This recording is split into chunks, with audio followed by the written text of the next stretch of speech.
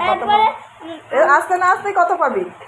হ্যাঁ হ্যাঁ তারপরে মা বলছে কি যে এটা করেছে, আমি বলছি তো রাইট আর ক্রস করেছে চোখে কম দেখো নাকি?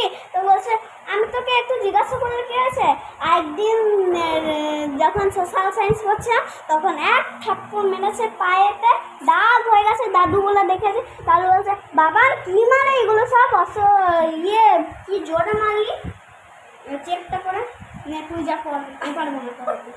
তারপর একদিন তার পরীক্ষায় ইয়েতে যখন আমি আম খাবার সময় তো কোশ্চেন বলে যে মায়ের নিয়ে এত কমপ্লেন শুনি মায়ের।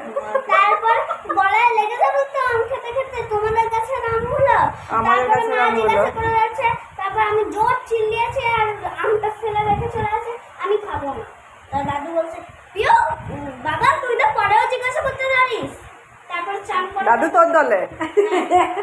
তারপরে চান করাতে করাতে বলছে আমার জল শেষ হয়ে গেছিল তো ঠান্ডা জল খেয়েছি, তখন ঠান্ডা জলটা খা আর আমি তোকে জীবনেও করাবো না, সব নিজে করবি, আমি কিছু পারবো না। জ্ঞান দিয়ে শুনলো, জ্ঞান দিয়ে শুনছিল। আরে কি কথা হ্যাঁ। না এবারে না ভিডিও করে চুলটা কাটো।